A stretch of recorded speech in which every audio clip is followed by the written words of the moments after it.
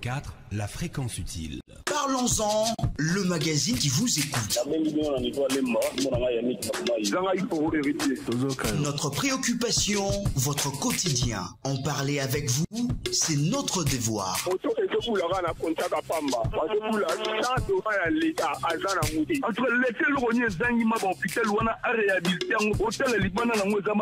Contactez-nous par mail au parlonsentopcongo@gmail.com.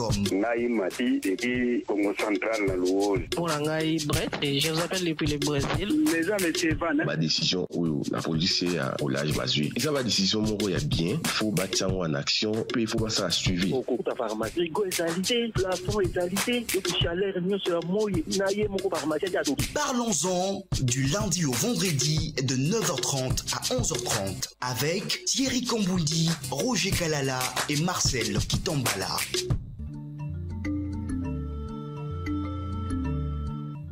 Parlons-en avec Orange.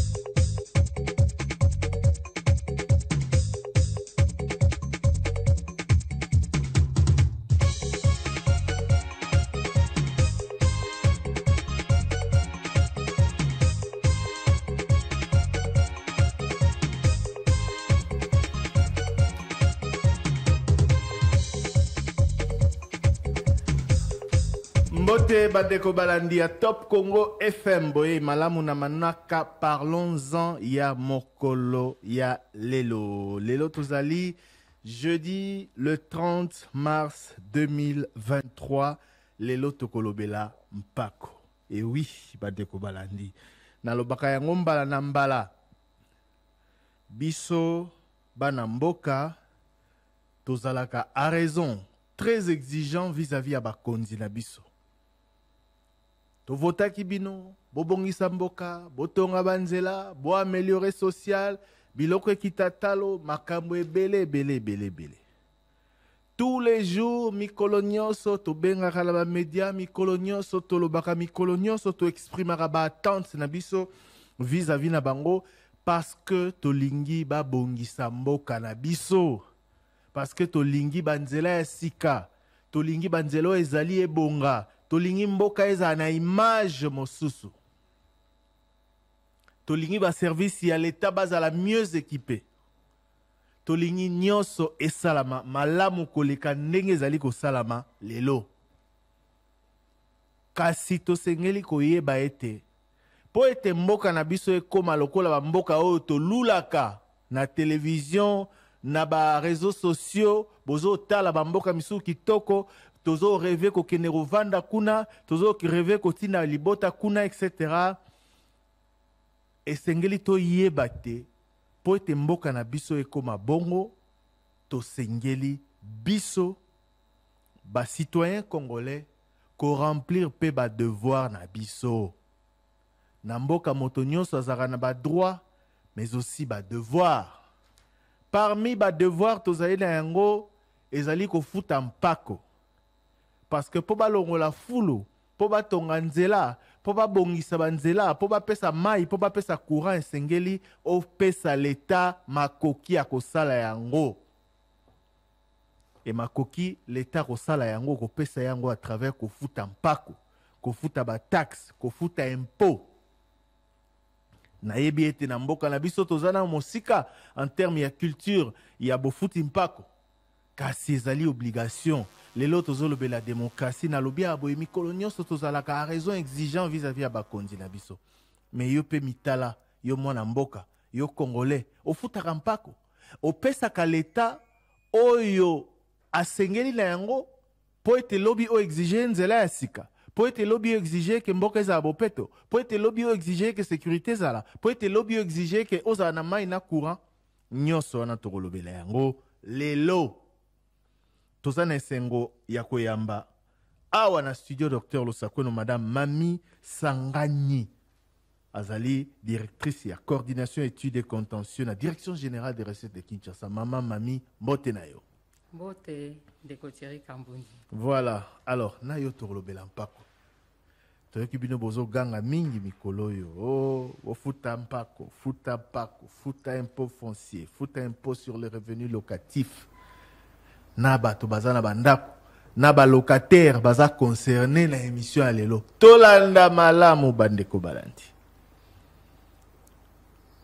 Na bandi na ebandeli même singa moko na lobi mwa mukie tina ya mpako. Mpako ezana no nini? Merci de Thierry. Oposa na moke po bayo kwa malamu mongongo na ezali voilà. Malamu bon, merci. Merci de Thierry pour na mutuna na yo. Mpako ezali nini? Pona limbola makambo o etali mpako na kobandana no koloba boye.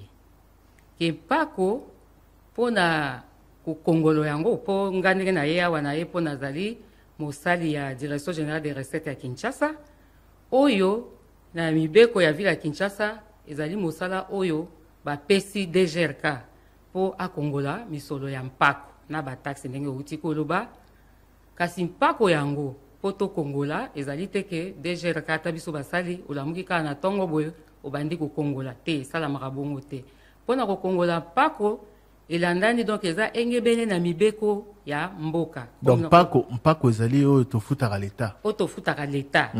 Nde ezali tofuta par rapport à nini? Bon. Mpako ezali toloba ndenge nini?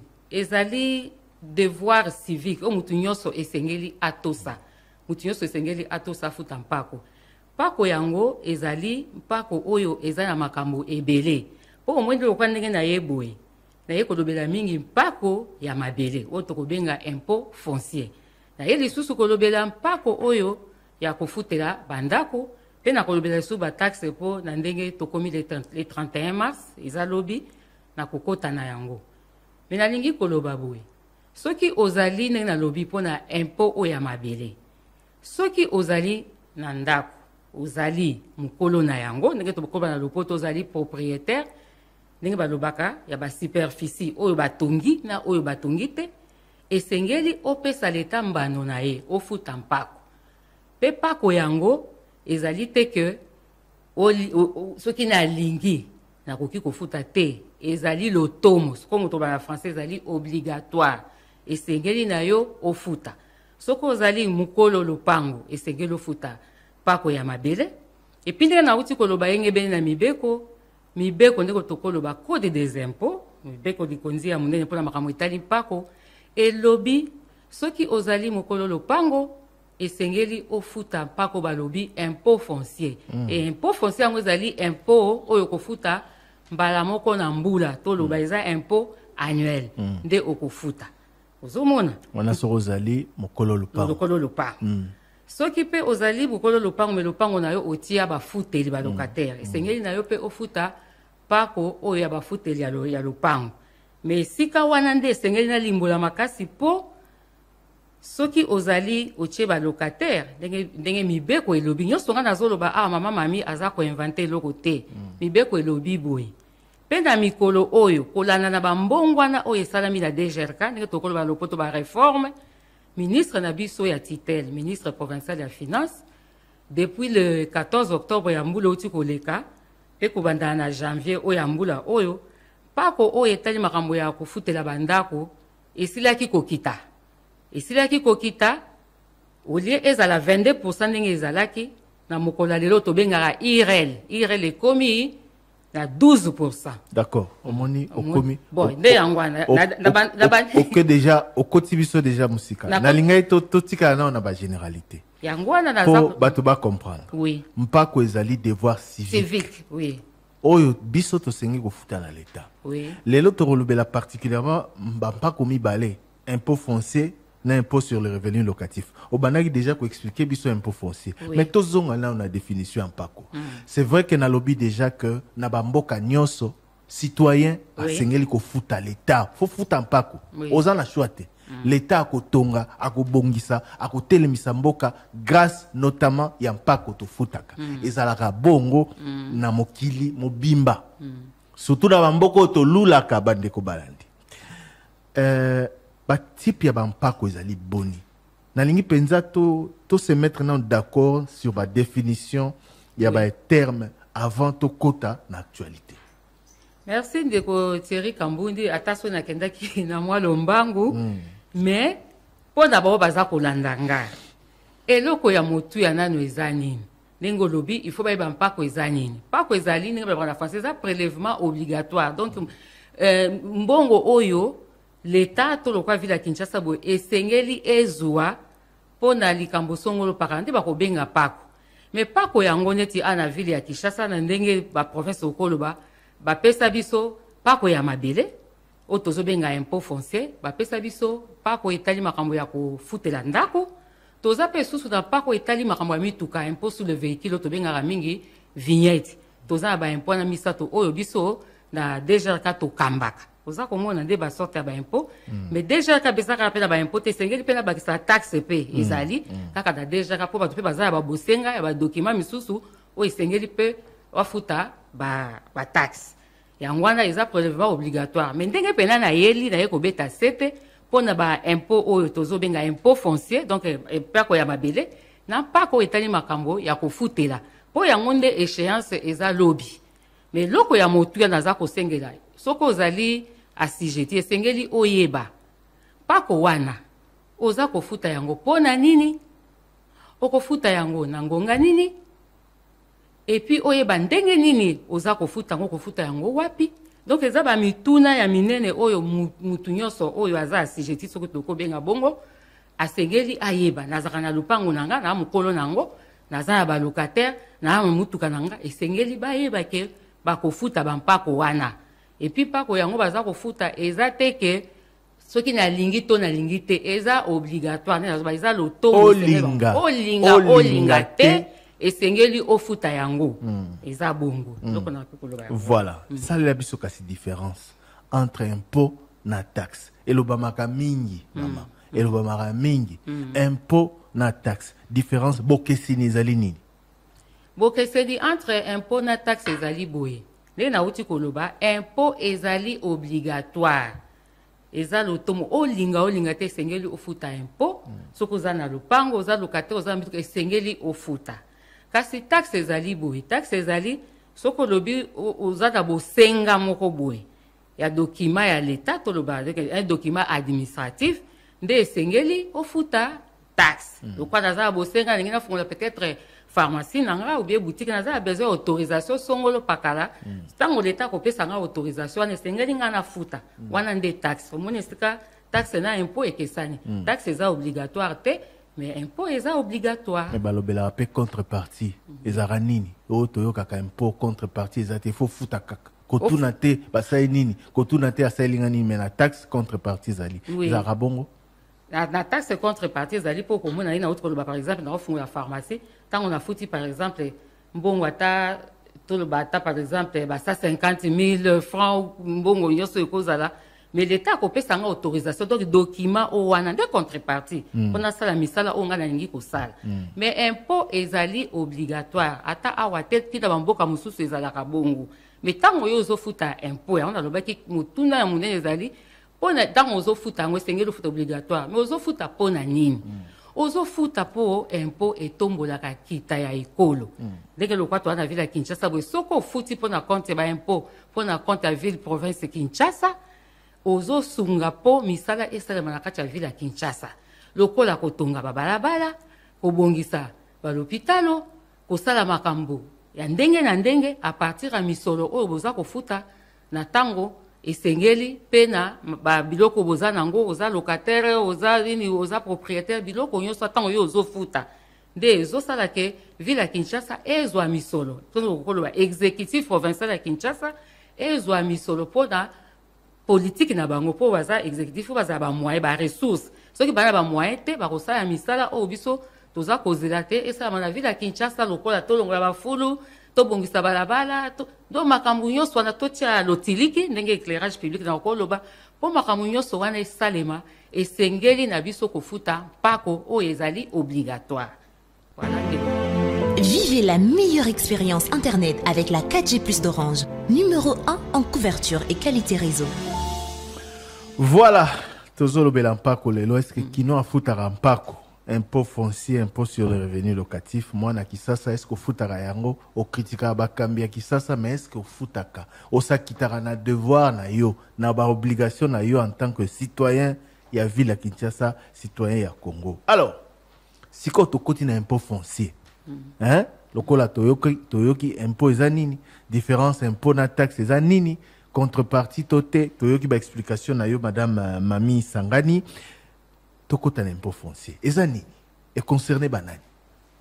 Merci de Thierry. Impôt foncier ezali mpako ya mabele elakisi boye na engumba Kinshasa mobimba mutu nyonso oyo azali propriétaire oyo aza mokolo lopango ya ndako oyo osi otonga ndako mais ata pe soko tonga te ndenge balobi na lopoto superficie ya bapropriété bâti et non bâti, donc ekoza terrain soko oza propriétaire ndako oyo osi otongi soki eza ya yo esengeli na yo ofuta impôt foncier ndenge ezali. Mais ndenge nalobaki toujours totambolaka makambo kofuta mpako na mibeko ndenge ezali code ya impôt ezali epesa biso ba impôt foncier wana, mais arrêté pe oyo ezo fixé pe bato oyo akofuta pona impôt foncier pe ezali yango wana. Mais nayebi ke bandeko bakoki kotuna tokofuta taloboni biso nga naza na quartier bwe komi nyonso wana photokota yango opesa biso explication, mais sur le principe ezali que oyo nyonso ozali mokolo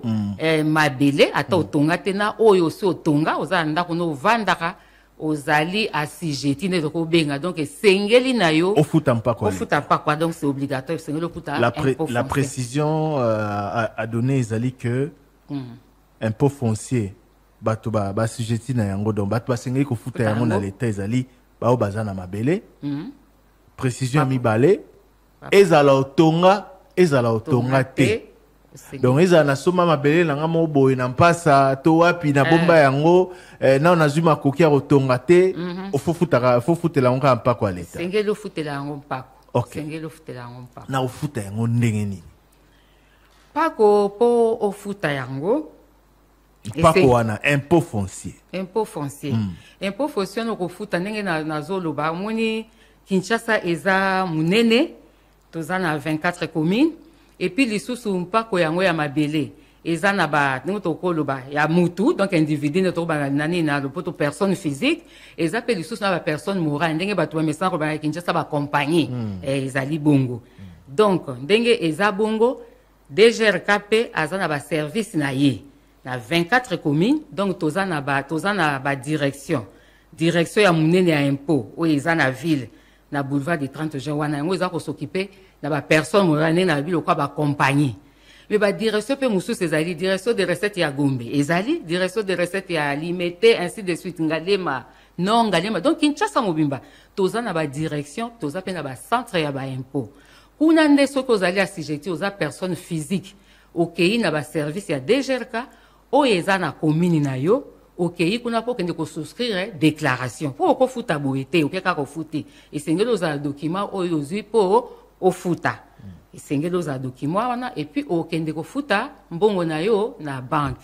Mais la lingi na bakisa ndeko Thierry soko permettre na ndenge ya bambongo wana o esalami na DGRK o toki ko benga réforme na français DGRK esali peke okoki pe ko komi déplacer te po kende ko futa mpako na mokolo lelo parce que DGRK esali nani à partir de l'informaticien na etoza na logiciel na biso to benga yango nani IDGRK, donc au la télédéclaration niko lakisa nini niko lakisa ke okoki pe ko déclarer en ligne ngana yo atovai na ndako na yo bisika nyonso ozali otamoli te okoki pe oza na possibilité, donc oza na makoki pe ya ko déclarer en ligne soki pe osali en ligne te okoki kokende na ba bureau na biso ya DGRK. Mais na mokolo ya lelo batu ya donc ba personne morale na ba compagnie bato bazo dépendre na direction ya impôt o eza na ville bato bazo dépendre na direction ya Ngalema Nord na direction ya Limité na direction ya Gombe bango pe bakosala pe en ligne bango pende eza strictement que assujetti aza na compte ya ba direction wana limité Ngalema Nord Gombe la direction des impôts et sengeli na bango basala ba déclaration bango kaka en ligne mais bao mususu batika na ba commune na mususu baza na possibilité na mbali akosala pe en ligne akoki pe kosala na papier pour ceux qui ayebi kosala en ligne poni bokaboli bamsu basala en ligne bamsu bakinera ofuta na maboko. Bon, normalement, batu nyonso esengeli bafuta en ligne, na ndenge tokomi na ère ya numérisation, po ezali mbongwana.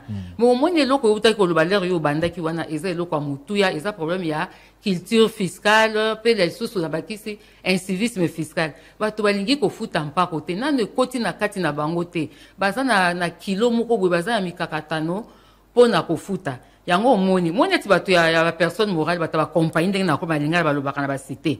Kuna mutu ya société nini azana culture fiscale ya makasi ayebi ke esengeli na futa ndenge moko bato bazali na bagombe banini baza suffisamment avancé na makambo oyo etali kofuta mpako mais biso na basite bakomini na biso mosusu esengeli kokende kobendana na bango na makasi koyebisa bango ofuta bwe na bwe basusu mpe biloko toza nango ya nini ya banumérisation omoni makambo oyo okozala telefone android bamosusu mpe baza nonana na mwa retard yango moni ba commune wana mususu na bakotana mususu bato bazo utiliser papier mais l'idéal ndenge tolingi ezali mutu nyonso abanda kofuta en ligne ndenge ezosala mboka mususu po kofuta na en ligne ezo permettre eza kosala ke to éviter coulage ya recette ke eza ba trou ba poche ke mbongo oyo pesi mutu ake kofutela ona makamba ba papier on eza pena malamu to ba jana bino oui na ko wanga na te kozala pe ba jana biso e oki kozala pe ba conseiller fiscaux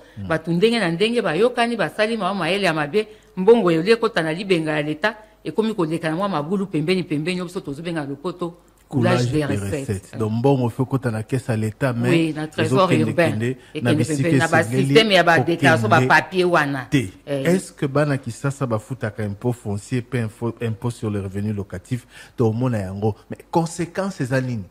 Nga za lupangu na ngai to naza na mabele na ngai boyebisi ngai que il faut na futa.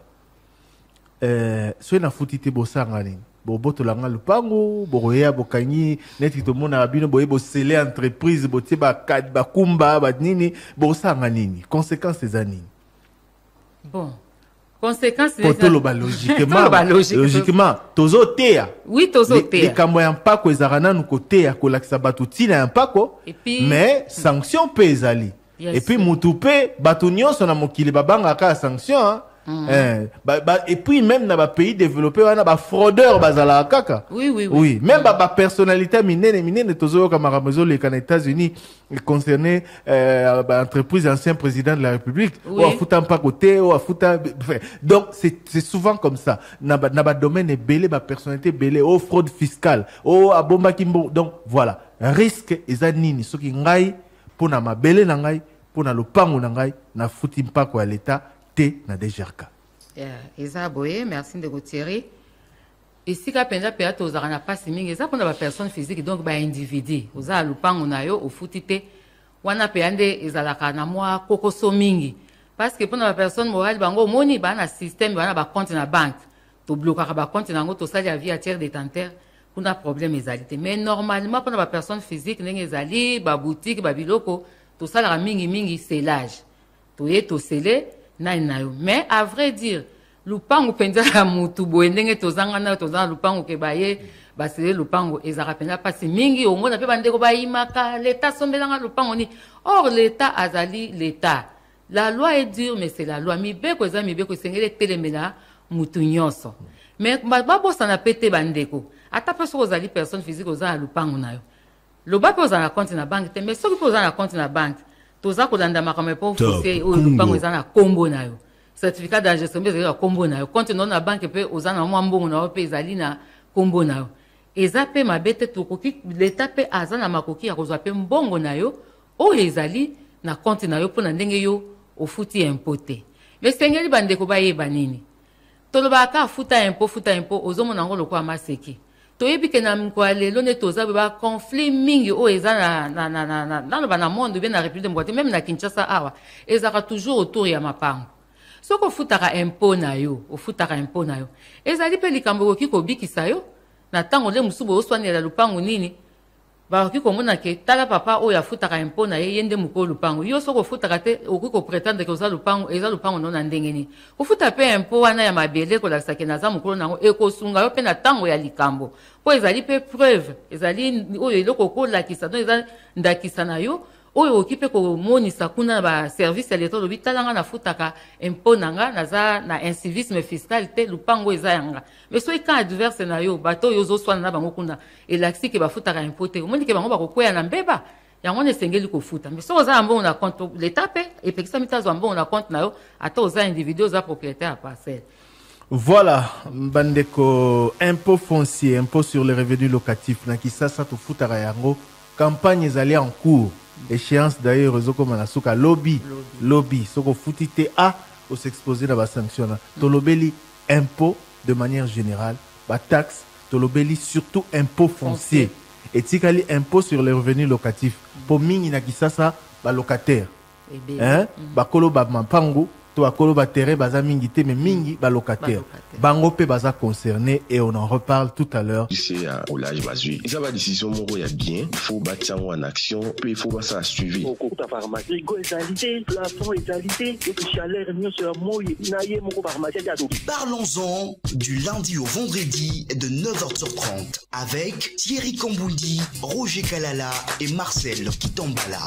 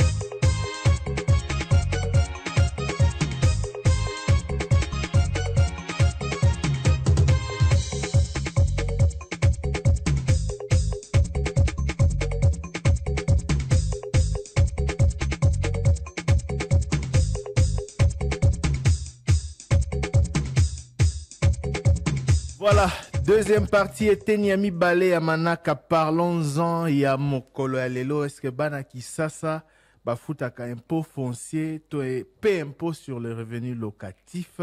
Tozali Kolobela Yango na Mokolo Alelo na invité Nabiso Mama Mami Sangani, Azali directrice, il y a coordination, études et contentieux na direction générale des recettes de Kinshasa. DGRK en sigle. DGRK wazali na campagne.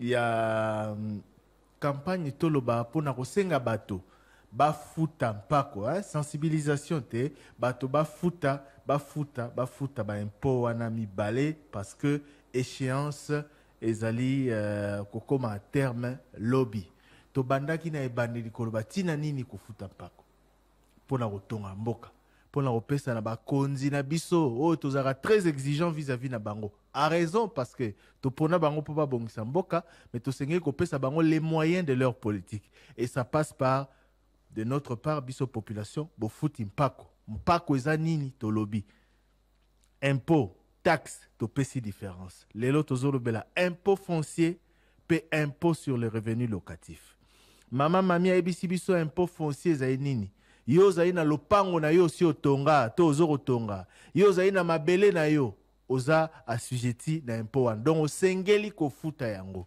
okofuta yango ndenge nini akoloba yango okofuta yango sur base de quoi et de quels éléments akoyebisa biso sikawa avant tozwa impôt sur le revenu locatif parce que na kisasa mingi ba locataire mingi bato nyonso baza bakolo mapango te mingi ba locataire est-ce que bango pe baza concerné bango pe bakofuta lisolo ana tozali kobeta yango lelo na invité na biso alors to banda kolobela impôt foncier ezali nini banayi basengeli kofuta yango olobi ndenge ya kofuta yango hein bato basengeli kofuta yango ba personne physique na ba personne morale bakofuta yango ndenge nini na babureau ya DGRK to pe en ligne. Kasi sur quelle base kofuta yango ezali très important. Nga naza na ndako na ngai na Mongafula, naza na ndako na ngai na Ngalema, naza na ndako na ngai na Ntsele na Maluku. Bokofutisa ngai yango sur quelle base?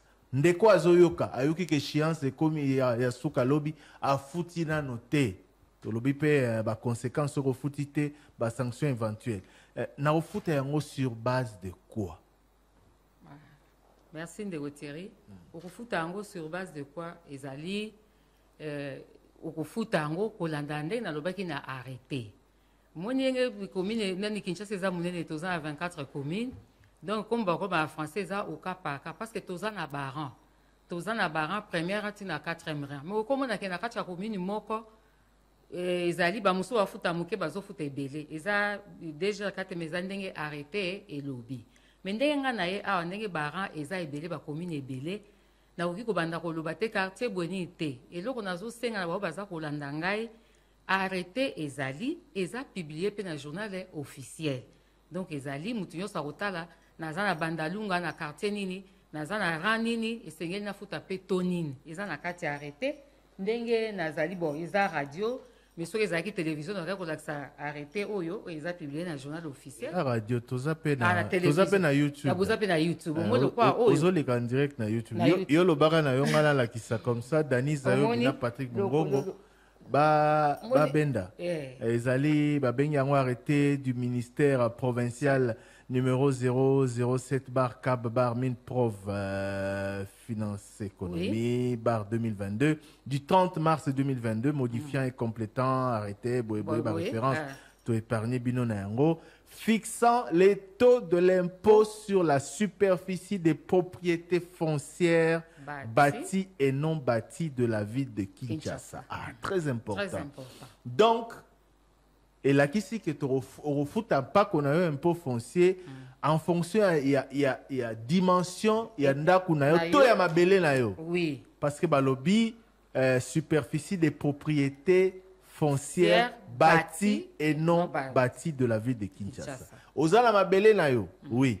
Ozala ndako na yo, oui. Donc il faut na commune nini na quartier pe nini na kati wana ba nyoso eza na kati. Nyoso eza na kati. Pe bakoyebi soke yo catégorie na yo bakoya bakosala mesurage. Ba mususu bakosala mesurage te me bato eza na kati. Donc nene na ba na français eza au cas par cas mais nini arrêté et pesi ndenge nini ya mutu nyoso asengeli kofuta. Donc bato ba milukela arrêté to pe ko ya na bureau à tout. Oui.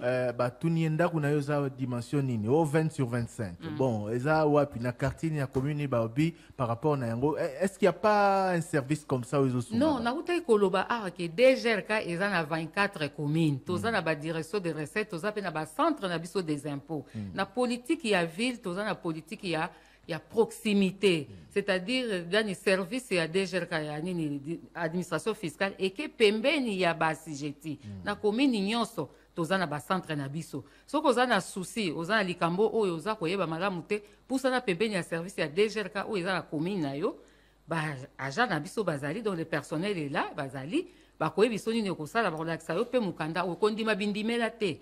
Balakisi olobi enga na zaka na lemba tala boye.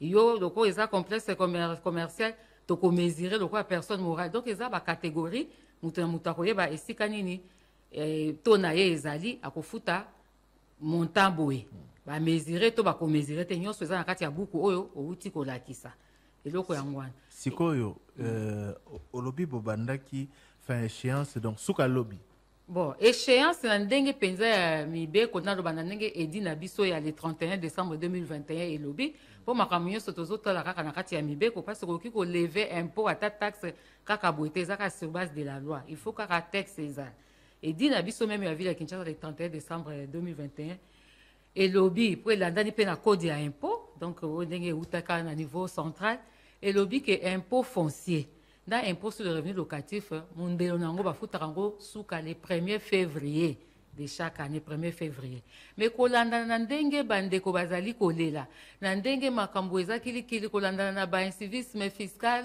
culture fiscale ezate ou makoki ezate gouverneur ya ville ya Kinshasa na kati ya idée balobi aza la latitude ya kopusa pe échéance wana nde lokwa tozovivre sikoyo le 1er février esi elekaki normal bana ndenge ezalaka le gouverneur a poussé yango ti le 31 mars le 31 mars yango eza lobby yango moni pele loko na ye yango wana mpona koattirer attention ya basujeti bayebake lobby eza mondelo ya rouge lobby soki eleki ofuti te okofuta bapénalité mpo banda février ti ezobendana mpo makoki eza te me mutu nyonso asala makasi afuta oyo amoni ke ya kodeplace te futa nani déclaration na oda ligne nate nalobaki bambongo wana ezali epuis toza nai na biso soki okoti na www.i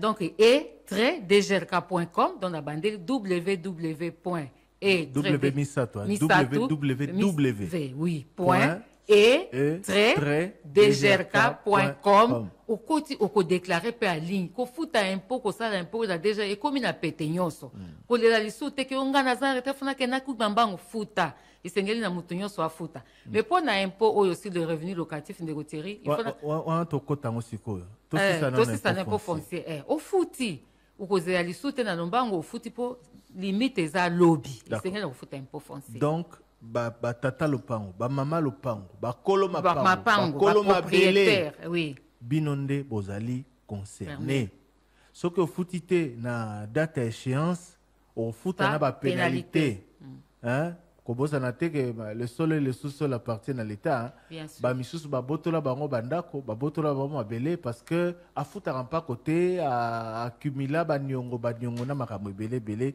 to mpe oza mpe exposé na bapoursuite judiciaire bref yango wana tosengeli koloba sur impôt foncier est-ce que motuna sikawa est-ce que vous tenir compte na nomenclature ya batfin na ko fixer talo pour tenir compte ya niveau de vie ya population pour tenir compte pe ya tolo ba standing ya ba commune na pesi exemple sans koleze mototo ebi kisasa ndenge zaka habitant ya Gombe est-ce que ofuta ndenge moko na habitant ya Kimbanseke na habitant ya Selembao na habitant ya Maluku ya Nsele est-ce que vous tenir compte ya makambo wana nyonso même si baza na même dimension ya ndako oui les législateurs donc ndenge asalaki texte oyo à tenir compte ya biloko nyonso wana yango moni tozoloba en terme ya barang eza na premier rang deuxième rang troisième rang quatrième rang ozomona barang wana nde eza kocategorize bato baza na baquartier IP baquartier omoni ya makasi neti na bagombe wana eza ba première nde toloba na ba limité na ba wapi ba rang ba deuxième rang ainsi de suite ti toza na 4 rangs rang wana nde ezosala ke bokeseni ezala et puis même na bato okomona bokeseni ezala mutu pe aza na complexe commercial na mutu aza na ndako simple eza pe ndenge moko te to tenir compte na yango nabaki kokota na kati ya buku oyo okomona ba rang ezali donc ba catégoriser mutu nyonso aza komi retrouver na impôt parce que impôt normalement législateur tant azosala yango asalaka ke eza na justice fiscale donc injustice eza te bazotala au cas par cas mutu ndenge esengeli afuta to tenir compte nango omona ke bo baza na bandako ya boye ya étage bato ebele bazokabola ya boye donc nyonso ezali na kati donc tokoloba na français tous les cas de figure ezali na kati to tenir compte ya bozwi mais loko naza kobeta sete makambo oyo ya kofuta impôt en tout cas civisme fiscal eza makasi et puis civisme fiscal yango eza te kaka mpona bato baza na bozwi muke même na bato baza na bozwi mingi même baautorité politique wa diso donc bakonzi bango moko ozomona ke na kati sans distinction oki ndenge okoloba mutu nyonso civisme fiscal eza makasi culture fiscale eza na mboka na biso te okoyoka mutu azoloba nafuta yango mpo esala nini tomonaka makambo osalaka te balingi bamona baaction ya impact visible mais il y a toujours un départ yo lingi basalela o l'état salela mais yo est-ce que ofutaka pour l'état asala il faut banina ko futa bato bazofuta badengo tunaki motuna moko est-ce que na Kinshasa bazofuta à vrai dire bato bazofuta baza muke soko tali etandi ya ville ya Kinshasa otali bandako ndenge eboti lokwa mayebo mais soko moni bo bafutaka ba impôt wana tozo ba impôt foncier na impôt baza muke bato bazofuta te mais na bakonzi na babola na bato nyonso bazofuta te impôt kutu ezalaki 6000 francs 6000 francs na chango batie yango mais bato bazokokaka kofuta te totiaki yango soki bakonzi ya ville na loba ya Kinshasa batiaki yango mpona ko élargir assiette kosala ke bato baya ebele bafuta ndenge ekomi na mbongo muke mais okomona bato ata bakitisi même sikoyo impôt sur le revenu locatif mpe esi ekiti eza divisé même na moitié ezalaki nani 20 chaque mois mais komi 10 mais bato boni baza kotosa bato nini donc tozobundana kaka tozobundana maleme mpo bato mpenza ekota na kati na bango bafutaka mpo soki bongo te biloko bango bazosenga ekosalema te olobi tozofuta te bandako eza ebele mapango ebele na bakonzi na population tozofuta te mais faute eza ya biso to faute eza ya bino bato boza kocollecte nde bozosala mosala malamu te faute eza ya biso to faute eza ya bino bato boza censé kosensibiliser davantage nde bozosala mosala malamu te tozosensibiliser présence na nga eza na cadre nini naye mpo na sensibilisation ekosila lobi ekosila lobi naye nde kobeta sete mais si tobandaki ndeko Thierry soki otali bi okomona toza na basport eza koleka toza na bakommunike eza koleka faute eza ya nani soki tozofuta te eloko tosengeli kofuta obligatoirement eza parce que nazokumisa te parce que biso toza radio citoyenne nous devons encourager les gens à payer les taxes et impôts de l'État yango toyambi yo na facilité nyonso mpo lekisa pe message parce que tocritikaka mingi bakambi ya ville na bakambi ya mboka j'ai commencé par là donc mais soki moto aza censé kosanctionner kocontrôler aosala ne mosala na ye bien te bato bakoprofite eza bongo mais sanction ezali tosalaka yango mais ntango mosusu omoni bakonzi surtout mpona bapersone physique batalaka batali ke culture nano ezali te tozokende na bango mpe maleme mbere moko moi neti sikoyo le 1er février fallait tokata mondelo mais bapusiti le 31 nyonso eza mpe na cadre ke ata eza obligatoire mais ebongi mpe kosensibiliser tozosensibiliser kolakisa tozolemba te c'est un processus tozokende kaka maleme balé tozokende na bango bao mpe baza na bacompte ofutaki te tokangaka mpe bacompte yango baselage mpe ezosalama donc ndenge balobaka na fimbo na carotte tozokende ka bongo o mpe afute balingi basi tozosele toselaka soki otuni okomona ke tozosala baselage tozosala mpe makambo ebele kolanda na mibeko ndenge ezotinda biso mpe kosensibilize na ngonga nyonso ndenge tozosala boye tozolemba te. Vivez la meilleure expérience Internet avec la 4G Plus d'Orange. Numéro 1 en couverture et qualité réseau. Est-ce que Baï Kinshasa bazali kofuta impôt foncier pe impôt sur le revenu locatif toujours le belengo lelo na Jean Mokoto directrice moko ya direction générale des recettes de Kinshasa maman Mami Sangani. Alors maman Mami tomona ki DG na bino ya sika asali o babengi prêcher par l'exemple. Ye moko akei kosala kofuta mpako na ye impôt foncier na ye etc. Epusenga ina tuna motuna. Est-ce que bakonzi bazolakisa exemple? Est-ce que bakonzi bazali kofuta? Parce que na makambo ya boye ezaka malamu komona penza président de la République a telemi premier ministre, membre du gouvernement, responsable de l'institution minene, au bazali na bandako, au bazali na mabele, kei penza, fouti, peut pas passer message. Un peu comme ça se passe dans enrôlement. Oui. Tant que leader ya minene, personnalité minene, kei à s'enrôler à la kisi carte abina sengi na bino, boya qu'on s'enrôler massivement, et ça appelle et batuming barolandae. Est-ce que ezo salama pendenge moko, ou to bobandi campagne na bino, de la part ya bakonzi? Merci ndeko Thierry pour na motuna wana na sepeli makasi po ezali ndani motuna weza kwa appuyer biso na musala o tozosala soki ezali ko sala manenge ezosala mpona makambo ba rôle mo bibela makambo ba politique ba politique ezali ngaki za malamu mingi lisuku leka mais nazoloba bo mpona bakonzi ya mboka mpona chef de l'état yimoko apesaka déjà nzela comme on peut dire d'être baranangla apesaki goût. Et puis, ça na palais du peuple. Batu nyonso ba monaki yango ba stand des alaki ba DG, DGRA, DG comme ça fait aux alaki. Septembre 2021. Oui, ils alaki na palais du peuple. Tant on peut akomaki na stand o ya DG ka telemi kutu. Atunu PDG na biso ndenge nini est-ce que batu pe bazo futa. Lobi il faut bo frappaka. O ya sali te bo sanctionner parce que bamboka mso ezo voler na kufutaka ba impôt. Pourquoi bango bazo kolinga te? Alakisa ki déjà ndakisa. Et puis ce côté la présidence de la République, eza na coordination ya changement mentalité to bengaka CCM. CCM ezosala musala pena biso DGRK etambolaka na engumba Kinshasa mobimba pona bato ba changer mentalité mentalité bayeba ke esengeli kofuta impôt na bataxe wana ifo kofuta mpo soki bozofuta nde bokopesa bakonzi makoki mpona kotombola nkita ya mboka to ya ville ndenge tokoki koloba me oza komona kaka bato baza kaka kozonga nsima yango biso mpe tozolemba te toza kaka na bango nani nini coordination changement mentalité na biso nyonso tozokende kaka elongo soki tosali lancement officiel ya campagne okoyoka badiscours ebele ezalaka makambo ebele ccm eyaka présidence ya république donc ccm au travers ccm toza koloba toza kolemba te esengeli na motu nyonso afuta bato bafuta oki kopretendre te basalelanga likambo songo opakala yo ofutaka te esengeli kofuta donc bakonzi toyebi kofuta na bakonzi nde nauti koloba na bao bazangi moyen na bato nyonso bazofuta bien te na ndenge elongobani te mais toeza processus ndenge nauti koloba bakonzi mpe bazolanda nga bazali nayokaka kolobaka top congo radio ezala na ndako ya mokonzi boye na boye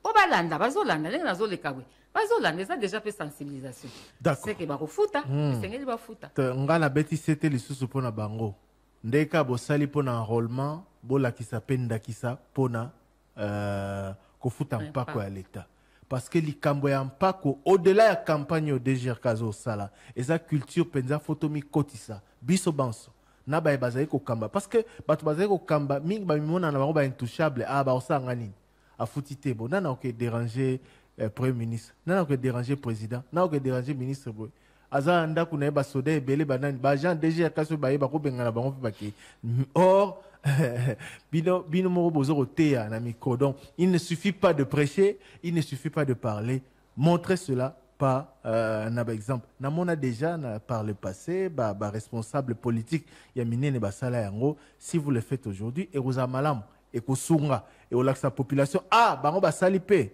bisope tout ça. Tolo Belasiko, rapidement, avant de topper sa parole la population, impôt sur le revenu locatif. Ezali nini, bafutara yango, ndenge nini, comment procéder pour nous foutre yango, et quelles sont les difficultés que vous allez rencontrer pour nous foutre. Impôt sur le revenu locatif, ezali impôt oyomuto achenda kuna ye batu ba futela. Ndenge ya simple. Ochenda kuna yo batu ba futela e koza ndako ya yo individu bina ote koluba ya compagnie ochenda kuna yo ba locataire bazala kati esengeli ba futa. Impôt wana ba futa kangonde na ote koluba wa kolanda mibeko au plus tard le 1er février. Il faut foutre impôt sur le revenu locatif. Muto afuta kango eza impôt, muto afuta kango ezali bailleur. Mukolo ndako o achenda kuna ye bafutela. Pona ndako ale bazofutela azozwa misolo. Tango azozwa misolo esengeli pe apesa pourcentage na ville lokola ya Kinshasa be na mboka ifo apesa pourcentage po azozwa misolo. Po mutu nyonso pe esengeli o contribuer na mboka ekende liboso. Bon, sikoyo nani na ndenge ezali législateur amonaka pe na tango akala mwa mingi kozela loko eza impôt annuel kozela tina suka ya mbula ye bailleur apesa mbongo na ye. À l'époque ezaki 22%. Na moko ya lelo ekomi 12% ekiti banda janvier to banda qui m'est déjà arrêté bazwaki na le 14 octobre l'année passée ekiti ekomi 12% nazo telebela ngo makasi po ekiti. Donc maman mami pardon. Na mbongo oyo ngai locataire na futa ndako ya loyer et pas bailleur et pas bailleur il faut na longola 12% na futa na DGRK. Il y a un impôt sur le revenu locatif. Au Colongo, la 12% te muto asengeli afuta yango ezali bailleur. Bailleur. Yende azali redevable réel. Mukolo o esengeli afuta neto. Ko yende l'état yebi le roi mukolo lupa.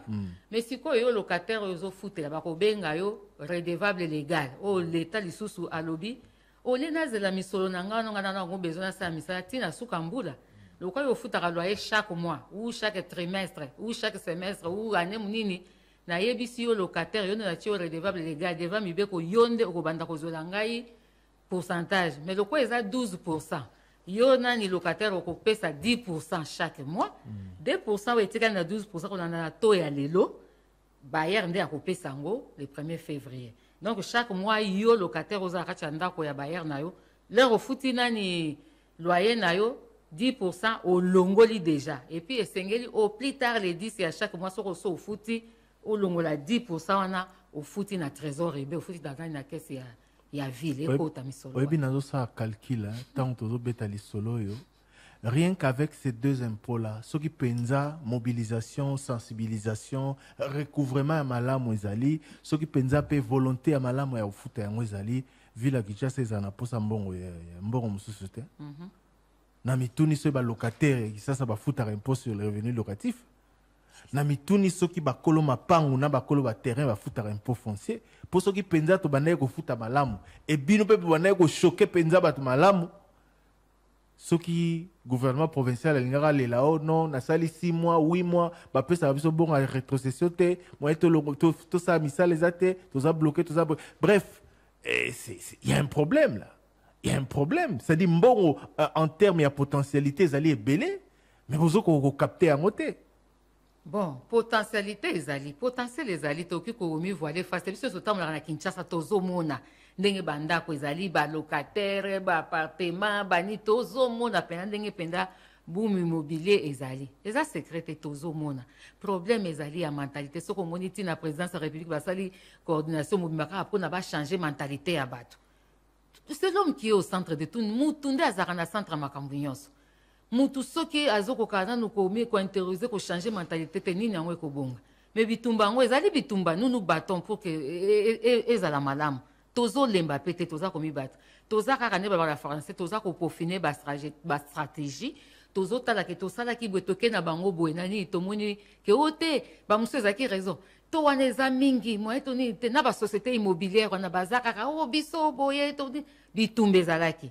Mais ba konzi bataille ba bitelo ko bazolo baboye to kitisa yango. Et kiti na moitié raison ni suba ko pesa ke wona ko futa IRLT ezatalo ezaboye. To kitisi même ba o ya impôt foncier.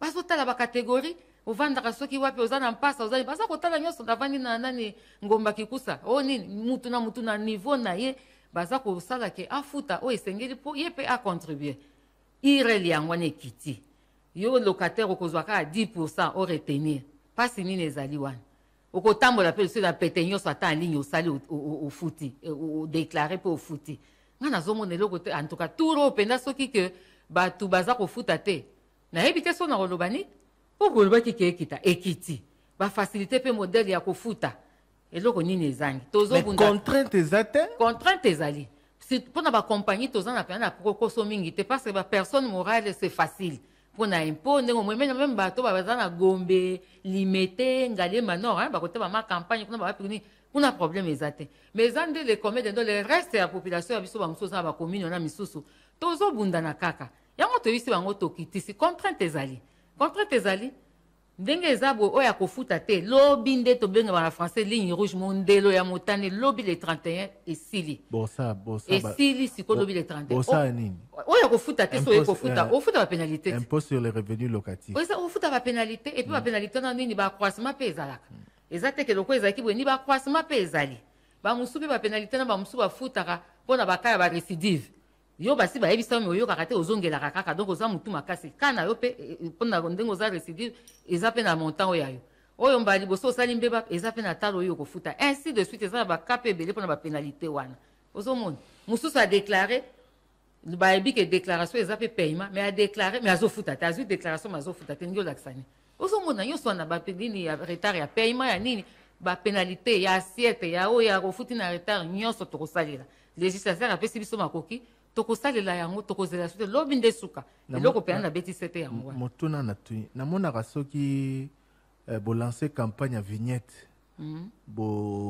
bosengaka l'état apesaka bino na la police po achoke bakumi mituka ofuti vignette te okoleka te okosala te bakangi motuka eke fourrière et tout ça mais mpo na impôt foncier na impôt sur les revenus locatifs monite que eza nango on dirait que contrainte penza ezate te ndeko Thierry Kamudi uti koloba c'est l'âge et salemaka c'est l'âge ezali sanction donc kokanga tango bakangi ezo pe ko tenir image ya mukolo peut-être boutique wana salon de coiffure moneke boya okanga lupango na ngai to boya okanga ndako locataire comment vous allez faire pour le cas de l'impôt foncier de l'impôt sur les revenus locatifs to kokanga ndako penda ta yango moko temela uti koloba lokola ye mutu o mukolo ndako bieni o locataire sanction ezali soki ofuti te mbongo efongwaki ofuta na mwana loyer kaka mbongo ndoke komi lokola loyer na ba multiplier par 2 nde ofuti soko za na mbongo na compte bien il y a ba mesure oyo ya ko landela pour que to contraindre il y a des contraintes. Est-ce qu'il y a des gens qui manquent de compte aussi? Ata oza locataire ko za pe na compte bancaire na yo ata yo mukolo lupango oza pe na compte ba occupé ko placer avis à tiers de tante ba to benga ATD ba bloquer pe compte na yo ko na ndengo futi importer ezali. Impôt foncier, impôt sur le revenu locatif. Est-ce que Nagisa to futaka yango, Direction générale des recettes de Kinshasa bazali en pleine campagne pour nous senga na biso bana kisasa biso ba eto vandaka na kisasa to futa mpako ya mabele to futa mpako ba bengaka IRL hein? Impôt sur le revenu locatif. Yo mo futeli ndako yo kana na mokolo ndako parce que sengeli bo futaka mpako na mbongo yo futaka ye ya loyer sanza inso et comme à 12%, hein? Et comme 12%, il bosse à 22%. Mais la 22%, locataire a qui retenir 20%. Bailleur a quoi 2%. Mais mon quoi lelo est comme 12. To outi na 22, to comme na 12. Merci. Chaque locataire a retenir 10, bailleur a 2%. Merci. Alors, on a 30 secondes. Oui. Au pesa liloba. Na baebanso o ba benga na langage bino langage fiscalité ba assujetti. Bato nyoso baza censé kofuta bampako wana okoloba na bango nini en tant que DGRK? En tant que DGRK na koloba na bango boy impôt ezali obligatoire ezali otomo ofuta soko ozali nani propriétaire mukolo lupango ya terrain ya nini ezali pe lisusu soko otia ba locataire ba impôt mibale na soko oza concerné pona yango esengeli ofuta. Échéance normalement na ndenge mibeko ya l'état ou bien na ndenge ya edi na biso elobi le 1er février mais bolela ki mingi makambu boye nini mbongo ezate makambu kilikili dani gouverneur a vu la sa komisa ki yango le 31 mars et le 31 mars yango eza lobi ndenge na lobi ke mondelo ya rouge lobi oya kofuta te suka lobi tango koya kofuta na ba pénalité esengeli toza na culture fiscale esengeli toza na civisme fiscal. Mboka misusu ya libanda ya bapaya toza kolula tokendaka tobimaka tozomona bango boye balabala na bango kitoko baza na makambo ya basome diko lotiliki soko moni mboka eza kongenga eutaka na lola te kitaka boye te ezali po baza na civisme fiscal baza kofuta biso pe sengeli tofuta biso pe tolandi lokolo na bango meme en ligne toza kofuta pe na bakisi lisusu ezaka po na ba impôt na mibale te na bakisi lisusu pe échéance ya bataxe pe ezali le 31 mars soki neti okwa taxe ya pollution posengeli kofuta babiloko oza kopolue banini futa mais eloko naza koyebisa bozala keba po eza na bakategorie misusu bafutaka na DGRAD misusu ekoya na DGRK catégorie 1B 2 eza oya DGRK nde esengeli bofuta oya 1A eza kuna na niveau ya DGRAD bozala keba tala catégorie na yo yeba ke le 31 mars pe lobi bataxe pe esengeli ofuta o échéance na bango na ndenge mibeko za pe le 31 mars. Voilà eloko na oki koloba yango na pe na sengi vraiment mentalité échanger CSM na déjà ka tozolemba te toka na biso na bino to kende longo po to tombola kita ya ville ya Kinshasa. CSM coordination pour le changement des mentalités. Voilà bazali ba souci na bino. Oui banda na parler du peuple banda président tozo sala na ba. Tina ya kofuta pako. Très important. Toyebi ke vie eza pasi. Toyebi ke niveau de vie eza teneti ya bamboka o tozolo bakuna. Mais na niveau na biso esengeli eza obligation. Oui. Photo futa mpako. Biso nyonso. Ba konzi bola ki exemple. Bosa ateke lokola bozali na immunité bozana boye bongwazami bo futa tete bola ki exemple. Ka ne bosali na enrôlement et aux amalamu mingi so bosali yango pe na cadre ya masolo tozo ba po écodifier population. Ndeko Thierry na kopnanga ba selo ko moko to ça l'appelle aussi système d'attestation fiscale. Mukonzi nyonso po ba yeba pe ke ofutaka impôt oza na attestation.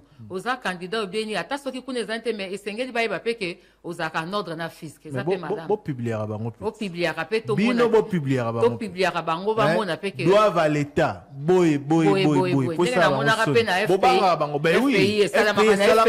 Déjà capé bo sala ngo banga bango yango la lobby ke ba contrainte ezalité. Paf et bimi na ba média. Allez, Sony wana, voilà.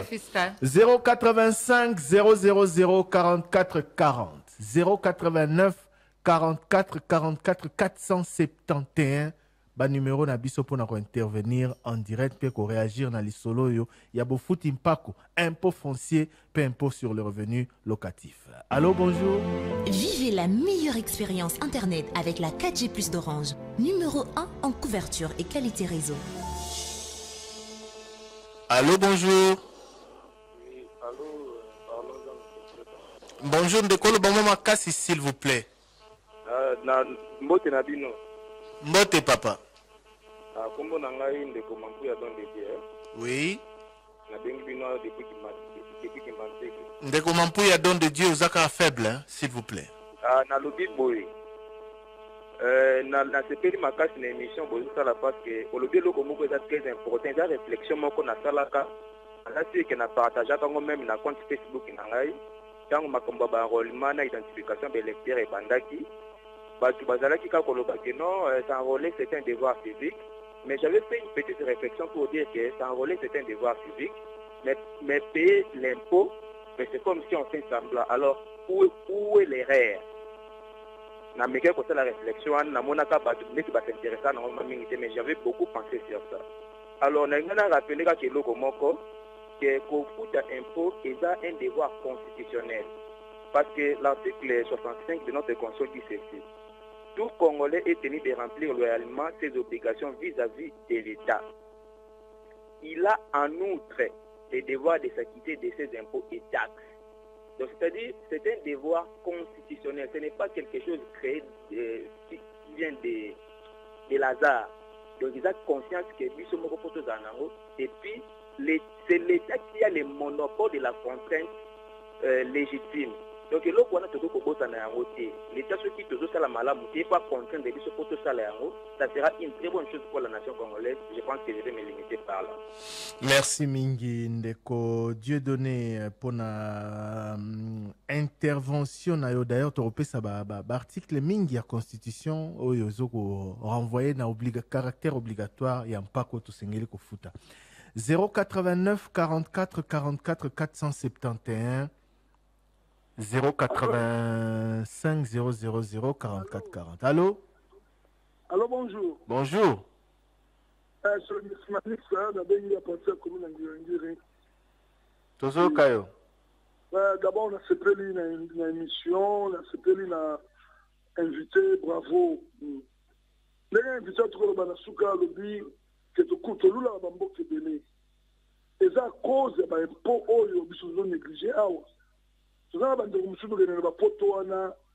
quand même une voiture, et ça, il est très sérieux. Parking, il faut payer par heure. On peut se constituer un budget à Malonga. Bah, voilà un mot. Mais nous avons invité. On l'a dit bien, maman Langai. Mais l'application, les autres Indés ne peuvent pas tirer le lobby. Ceux qui ont c'est la boutique, ou même à la police. Même pour le paiement d'impôt foncier, pour la sous pour utiliser la même procédure, et vous avez possible, qui m'ont rencontré dans la caisse à l'État. On a vraiment idée dans s'il faut travailler avec la police, et on a très bien d'être au récit, mais merci beaucoup, on a contribution dans la. Merci beaucoup. 089 44 44 471 085 000 44 40. Aux derniers intervenants à partir. Allô? Bonjour papa. Bonjour. Là, c'est papa de nous. Oui. Nazana Gimbase, c'est papa. Zokayo papa. Na Québec, se renseigner na DG. Puis tu es foncier, dans le but, on se fout à $360. Et na Gimbase Kawa, ça n'a pas de situation de Zanango. $360. Na banda ko ya pamba ezali awa eza étage te nini te $360 babongisa nani eza dimension nini dimension ya lopango ezali 20/8. Ok, bongisa bakitisa merci bakitisa vraiment papa. Merci beaucoup. Merci beaucoup. Donc aza prêt ya refuta mais ndak aza ki banseke ndaku na eza dimension nango 20/8 $360 basengi ezali mingi On va commenter cela tout à l'heure et vous allez après flash d'information. Mituna Nabino, réaction Nabino. En mail au parlons-en topcongo@gmail.com. Naïmati depuis Congo central na Luozi. Pour Nangaï Brett, et je vous appelle depuis le Brésil. Les gens de Evan. Ma décision où la police au large basé. Ça va décision mon il y a bien, faut battre en action, puis il faut ça suivi. Au cours de la pharmacie, go égalité, plafond égalité, et puis chaleur réunion sur la moye, naïe mon pharmacie à tout. Parlons-en du lundi au vendredi de 9h30 à 11h30 avec Thierry Kombundi, Roger Kalala et Marcel Kitambala. Vivez la meilleure expérience Internet avec la 4G+ d'Orange. Numéro 1 en couverture et qualité réseau.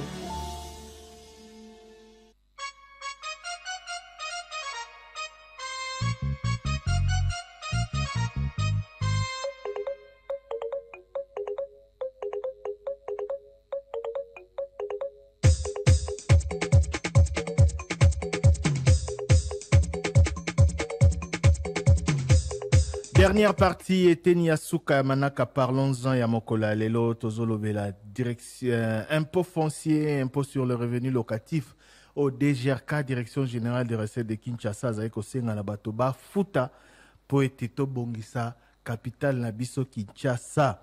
Tozolo Belayangona, Madame Mami Sangani, directrice de la coordination études et contentieux na DGRK. Alors, tout ça na stade, il y a un message Nabino. Appel, réaction Nabino par rapport ya makambuto tikolobela tina ya kofuta mpako pendenge nini ya kofuta mpako wana ya mabele pe impôt sur le revenu locatif pona baye bazali ba locataire ba futeli ndako bandeko balandi tozui auditeur mosusu na 085 000 44 40 topé na 089 44 44 471.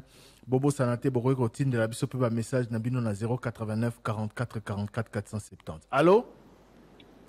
Oui, allô? Bonjour. Bonjour, c'est Trésor Mbambi, na benga parti États-Unis d'Amérique, na pesi mbote na auditeur de Sato Congo, na pesi opembote, na pesi na mamaza na plateau mbote. Vraiment, ils ont idée malamu ya sensibiliser ba to futa ba impôt et photo futa ba impôt.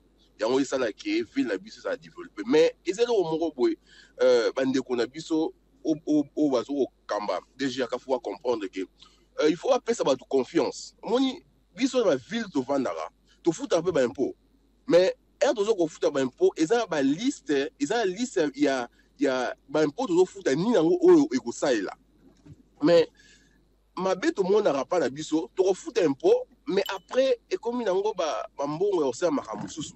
Et aussi, impôt, il faut servir na bakinois. Toi, que confiance, il faut bango de ça population confiance, que mongo toujours foot, ils ont réellement pour na bango. Mais si ils ont mongo, ils ont mongo pour na poche na bango, ils ont décourager bat. Il y a un mais il faut te foutre impôt. Merci beaucoup, merci. Il faut te foutre impôt, ça ce n'est pas négociable. Na lobby yango na bandeli yango mbala na mbala, kasi ndeko États-Unis a lobby que lokola pezara kuna faut botia pe population na confiance. Tozi auditeur mosusu. Allô, bonjour. Allô, bonjour papa Thierry. Oui. Bonjour, tu m'as invité beaucoup là tous ces monde. Tozo kayondeko. Merci papa Thierry. Maman zo pesa makanisi na eza malamu. Au moni temps zo pesa déjà position que non batu o bazali kolo lokola ba autorité bango déjà babandi kofuta ba impôt. C'est une bonne idée que au moni que ba autorité bazu moyen ko futa ba impôt ba petit peuple ba kolandela. Mais mabe ekozala nini bango balingaka mingi kokota ba ndako yo eza ba ndako ba étage ba ndako eza ba VIP batio basala ba milia ba tiso ya ba selemba ou ba nini bakaluka ba malweka bakendaka kuna te. Mais il faut amekana ko pesa biso pe likanisi ye lokola zala makambo impôt. Est-ce que balocataire nyonso ya RDC bazana montana bango ke bazana nombre de combien ba bayer baza combien il faut que ça l'analyse wana nyonso pour que baeba lokola balobi pe ke batu o baza ba autorité to banani bazo futa banto oui c'est bien bon sikoyo bandeko o bazana bandaku ba parking. Allô. Voilà, apparemment, il y a eu un souci dans l'auditeur. Mais tu as noté l'essentiel à propos. Tos auditeurs, Mosusu, 089 44 44 471 085 000 44 40. Allô? Allô? Thierry Kambouné. Bonjour. Napesi pe madame l'invité Mbote, ainsi que auditeur na auditrice nyonso Alex na vient en Autriche. Bon. Na s'inviter na débat, pourquoi? Parce que na yoki bilo moi j'aimerais de manière scientifique apporter un peu ma petite contribution. De Thierry, na avant en Europe, ok? Donc biso wa tout ça ba principe mususu que na Asie, que na Amérique, que tout na ba continent mususu. D'abord, c'est un fait. La loi, c'est la loi. La loi est dure, mais c'est la loi. Mais il y a un principe de droit qui dit que ce qui loi est injuste, le peuple a un droit à côté, mais la même loi a déjà voté. La preuve, pour moi, en France, on a droit à la justice. Donc, ce que moi je veux dire que, nous sommes d'accord que ce qui loi est il faut appliquer en haut. Il faut stimuler le peuple à foutre impôt. Sauf que dans le pays, nous sommes à la rabongo. Et là, c'est comme si nous sommes sauté. Parce que le pays surtout bafuti saka taxe ndenge moko te ndeko Thierry. Ba pays oyo ezali industrialisé, baza na façon na bango ba taxaka makambo. Ba pays oyo baza na ba matière ba ressources naturelles riches neti ba Arabie Saoudite, ba Qatar, neti Liechtenstein en Europe, et ça ba pays oyo extrêmement riches, baza na façon mususu pe ba taxaka. Parce qu'il y a des états où nasilisa, il y a des états où les citoyens sont payés par l'État. Au moins, parce que tu fais foutre à garantie locative, mais ceux qui taxe, il y a location, mais ceux qui ont salate et que bino qui se les sous taxe, ça côté parce que dans tous les pays où on a bino par exemple, l'État paye aussi les citoyens. Oui, mais Ndeko, s'il vous plaît, Toyo Kanamalamu, le principe dans la majorité des pays, c'est de payer l'impôt. Ce qui dans le lobby na bamboka misusu, to soki to lobby na bamboka misusu za bongo, to bamboka po to mama, il faut monter futa mpako, c'est de manière générale. Bamboka oyo tangi toke na Qatar, toke na baboye, tout ça, c'est des exceptions. Et puis chacun des pays a sa législation, chacun des pays a sa particularité par rapport au paiement des impôts. Je suis d'accord avec vous, mais sur le principe, il faut qu'on foute un paco. Oui, c'est le principe, pas que les qu'on représenter ni en fait. Pas que les qu'on représenter service au pays, l'État paie sa population, sécurité, infrastructure. Les attaques qu'on fout à l'église. C'est ça le problème. Voilà, il y a un qui a insisté. Moi, j'ai juste apporté ma pierre. J'ai insisté que ceux qui ont mon peuple, Azali, peine à moi réticence. D'abord, il n'a pas confiance. De deux, Bazak incapable de mettre un mécanisme, il y a contrainte, c'est pas un bon de la batte, pour ça la campagne comme à l'église. Il faut avoir des mécanismes adaptés dans Mboka. Donc ceux qui ont battu depuis des années, ils n'arrivent pas à le faire. Donc c'est pas la population, c'est eux. Merci beaucoup. Merci aussi. Merci beaucoup. Je crois que j'ai insisté sur ça. Mécanisme et à contrainte au Yozo Lobela parce que Koloba, non. Na bamboka na pesi exemple ya makambozo salama o bafundi pour fraude fiscale na mboka bo etc. na États-Unis na bamboka mingi Europe. Donc voilà, il faut totikala na oyo esengeli ko salama pour l'intérêt à population et lokola yo lobby. Je crois que ndeko trésor pas loba kiango côté à population na confiance, c'est aussi un élément important. Je crois qu'inviter Nabiso à répondre à ngo, même si bango ils sont là que pour collecter, c'est à ceux qui gèrent de mettre la population en confiance. Tous auditeurs Mosusu, allô, bonjour. Allô, bonjour. Bonjour, monsieur. C'est Top Congo. C'est Top Congo et vous êtes en direct, monsieur.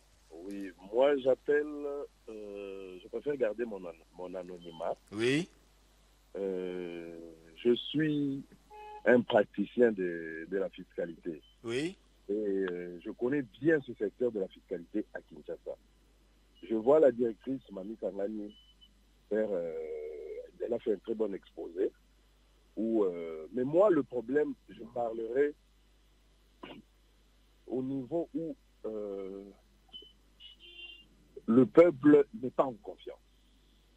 Le peuple n'est pas en confiance et moi, je martèlerai sur le côté des animateurs. Monsieur Thierry a parlé de la potentialité que la ville avait de pouvoir faire des grandes choses. Hein? De pouvoir faire des grandes choses seulement avec l'argent de l'impôt. À ce stade-là, les animateurs, les agents de la DGRK, sont-ils en mesure ou sont-ils assez motivés pour faire ces mobilisations-là? La question. Un agent de la DGRK, moi je préfère ne pas m'étaler sur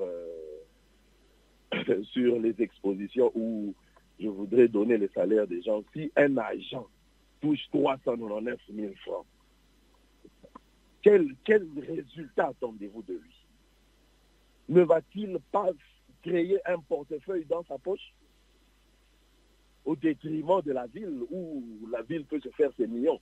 D'accord. Donc, vous estimez qu'il faut davantage motiver les agents de la Direction générale des recettes de Kinshasa. Et Madame Mami sait de quoi je parle. Voilà, voilà. Un peu comme ça se passe dans les régies. Les primes de mobilisation. Voilà. Les primes de mobilisation. Comment quelqu'un peut mobiliser des milliards? Il dépasse ses assignations et vous lui donnez une prime de 75 000 francs. Si. Je pense qu'à ce niveau-là, Madame Mami sait de quoi je parle. À un moment, il faut qu'on soit sérieux. À un moment, il faut qu'on soit sérieux. Je pense que le problème n'est pas sur, comme je l'ai dit, sur les assignations ou sur les assujettis, mais il y a un moment où moi, je voudrais marteler sur ce point-là. Merci beaucoup. Merci. Merci à vous d'être intervenu et d'avoir plaidé la cause de ceux qui collectent ces impôts. Merci. Vivez la meilleure expérience Internet avec la 4G Plus d'Orange. Numéro 1 en couverture et qualité réseau. Alors, maman, mamie, moi, je continue aux abattus. Ça a été tout le temps, peut-être quelques messages. De quoi qui doit impliquer la police. Oui, au répondre, Nini. Et tout ça, ça souci na préoccupation de quoi le mécanisme de contrainte de quoi Autriche. Oui. Implication à la police, mécanisme de contrainte. Il faut toi sentir pression pour foutre à Paco. Parce que à côté, finalement, mes mambo n'a pas été. Thierry, merci. Mais je remercie les gens qui ont posé des questions, des contributions à Makambo Tozolobela. On est ensemble, les gens qui ont des avis, des sengeli et bongapo, des nyonso. Les malam. Bon, contrainte, législateur a des contraintes. Na beaucoup na biso na mikanda otoza nango. Contrainte ezali na bio ko bloquer ba compte, c'est l'âge. Peut-être na niveau otoza nango lelo, peut-être ça suffisante. Mais ce n'est pas peut-être pour... c'est suffisant. Peut-être, mais on est bon, mais ngandenge na ebindenge to salaka, toza ko sceller et puis toza ko placer ba ATT. Maman mami, na nombre ba locataire bazana ki sasawa. Na nombre ba to bazana banda ko pe mabele na ki sasawa. Soki penza contrainte ezaki makasi ko isi ba to balingaki ba bolingaki bo pulvériser record ba recette té.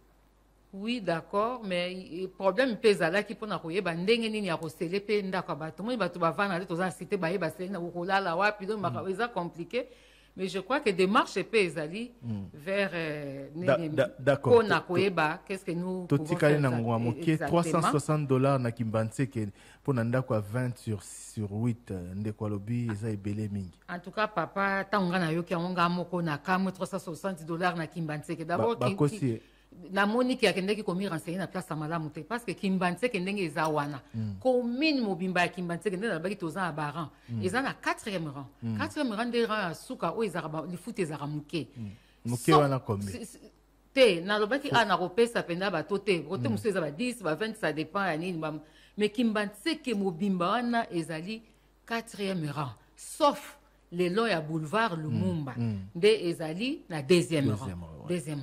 Alors $360 et où tu as. J'étais en train de me dire que 360 000 francs, mais j'ai douté toujours. Mais la série n'a papa a kende penza comme on a chef de centre yemoko ya Kimbanseke. D'accord. Pose l'explication à Malam. Boti la population a confiance. Et puis les solo ya il y a bokendaka partout, bo s'intéressaka na ba VIP apparemment pour na ba cité tout ça na ba selemba ou bani bokendaka la binote donc bato wana bavana na bango ba bina bango tina ofuta impote et les solo pe à motivation à ba agent ndeko alobi agent à DGRK 399 000 francs, prime de mobilisation 75 000 francs, mais à remobiliser ndeni au balobi on a répondre que auto s'intéressera à la VIP. C'est vrai. La personne morale, ceux qui maintenant sont financiers d'abord, total, la personne morale ne peut pas se recette billet. Mais ce n'est pas pour autant dire que tout fait nombre. Ceux qui ont vu la personne morale, on a payé à possible. Mais dans le cas de pourquoi tu as un centre, na Kisenso, na Bumbu, na Selemo, partout, na commune, où ils appellent. Service est déployé. On a compris. Motuna au côté en confiance, je pense que les alibinotes, oui, déjà, ils ont collecté, mais c'est l'exécutif, mobilisation, les soldats de Bajan de Gerka. Comment la question n'a tourné, je comprends tout ce que fait à l'agent de Gerka. Les camboutés, mais le plus important, au lobby est allé fondé. Le problème est en partout. À lobby, c'est fondé. Bon, et il y a des problèmes où il y a donc endogène et exogène. Même IGF a qui n'a parmi les recommandations que Bamatsa Bajan de Gerka Mbongo. Mais Thierry, le problème aussi est comme le quoi le cercle vicieux. Et bon mobiliser, ceux qui vont mobiliser, tu bâtis salaire. Mobilisation, c'est ce que vous entendez. Ce que tu as bien, au comment on appelle la direction de recettes dans le centre Moussou. Et ça, budgétivore. Tu fous ta racoura, tu fous ta ramaille, tu fous ta racoura, mais la mobilisation, donc, tu fous ta bata DGRK, et puis, ça les péréquations. C'est normal. Et ça normalité. Parce que nga moko pe normalement, nga moko pe na ça concerné. Donc de cas a raison. A raison mais ezali eza donc ba cercle vicieux. Donc il faut que ça la bon ezala mingi pour faut taper yo bien. Merci beaucoup madame Mami Sangani, directrice de la coordination et de la coordination études et contentieux à la direction générale des recettes de Kinshasa et le retenir peut se mettre d'accord na yango to futa mpako pomboka etongama. Etongama pe lobby mokolo ya suka échéance Cécile lobby soko futi lobby te ba pénalité kolanda yo. Merci Nabino Banso Bolandi biso tokutani lobby pour la libre antenne. Okay, merci beaucoup. Parlons-en avec Orange. Top Congo FM 88.4, la fréquence utile.